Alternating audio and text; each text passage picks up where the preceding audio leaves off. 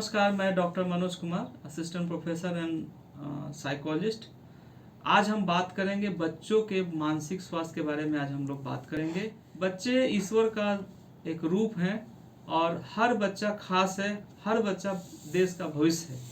लेकिन हमारे इन नौनिहालों को कई बार कई तरह की समस्याओं से दो चार होना पड़ता है। बच्चे जब बड़े होते हैं, जब वो स्कूल जाते हैं या जब वो पठन पाठन करते हैं, तो उनमें कई तरह की समस्याएं देखने को मिलती है। जो बच्चे, कई बार ऐसा देखा गया है कि बच्चे की आईक्यू बहुत ज़्यादा है लेकिन उसका रिजल्ट बहुत ख़राब आता है। कई बार ऐसा भी होता है कि बच्चे का आईक्यू लो है और उसका रिजल्ट अच्छा आ जाता है। दुनिया ये पूछती है, ये जानना चाहती है कि ऐसा क्या बात है कि उसका आईक्यू कम है और उसका रिजल्ट ज़्यादा अच्छा है।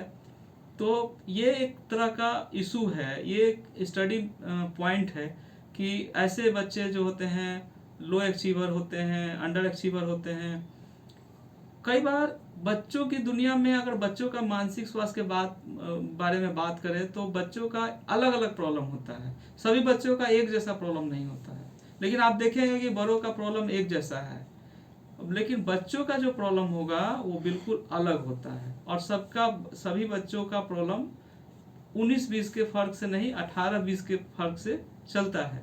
बहुत ऐसे बच्चे हैं जिनकी मेमोरी कमजोर होती है, बहुत ऐसे बच्चे हैं जो व्यवहारिक रूप से अशांत होते हैं।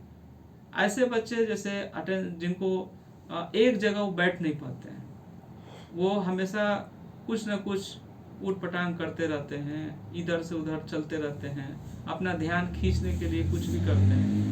कुछ बच्चे ऐसे हैं जो झूठ बोलते हैं, या कुछ बच्चे ऐसे भी हैं जो आक्रामक हो जाते हैं, दूसरे बच्चों का कुछ नुकसान पहुंचा देते हैं।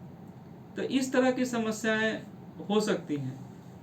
एजुकेशनल लाइफ में अगर देखा जाए, बच्चों के साथ मैंने बहुत दिन काम किया, तो उसके आधार पर भी मैं ये बताना चाहूँगा कि बच्चों के अंदर जब क्रमिक विकास की प्रक्रिया होती है तो उसमें बच्चों में, ज़्यादातर बच्चों में इंडिया में 12 साल की एज तक लर्निंग डिसेबल बच्चों की संख्या में इजाफा हुआ है। जैसे लर्निंग डिसेबल में बहुत सारी चीज़ें, जैसे बच्चा 5वां-6ठा में है और उसको हिंदी का किताब पढ़ने नहीं आ रहा, बच्चा इंग्लिश की चीज़ों को समझ नहीं पा रहा है। कई बार बच्चों को मैथमेटिकल प्रॉब्लम होता है, बच्चा 5वां क्लास में है और उसको साधारण जोड़ घटाव नहीं आ रहा है, तो माता पिता परेशान हो जाते हैं। ऐसी स्थिति में क्या करें?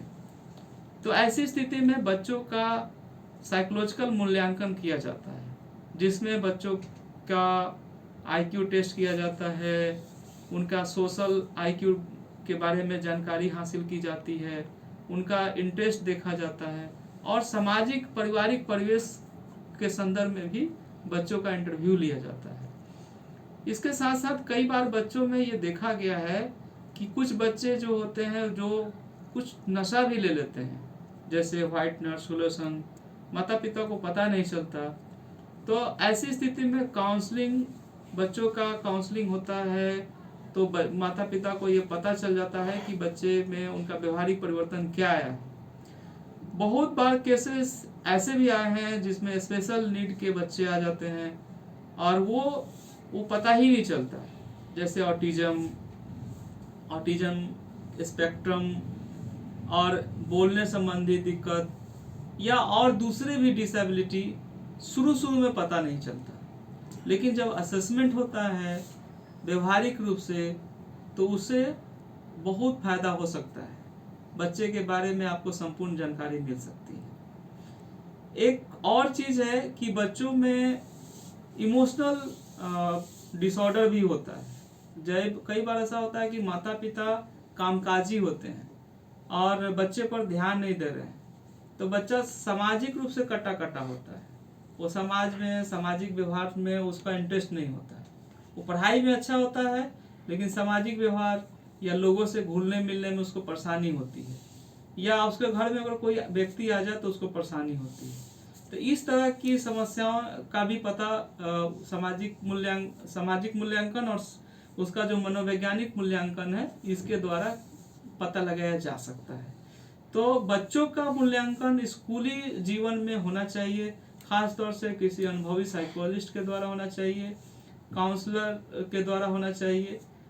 और ये बहुत ज़रूरी मुद्दा है कि आप अपने बच्चों को बड़े बड़े स्कूल में डाल रहे हैं, अच्छे जगह पर पढ़ा रहे हैं, लेकिन बच्चा आपका अच्छा नहीं कर रहा, अच्छा प्रोग्रेस नहीं कर रहा, तो ऐसी स्थिति में उसके सही व्यक्तित्व का पता भी नहीं चलता और उसके अंदर कुछ चीज़ें रह जाती हैं जो लाइफ टाइम तक बनी रहती है।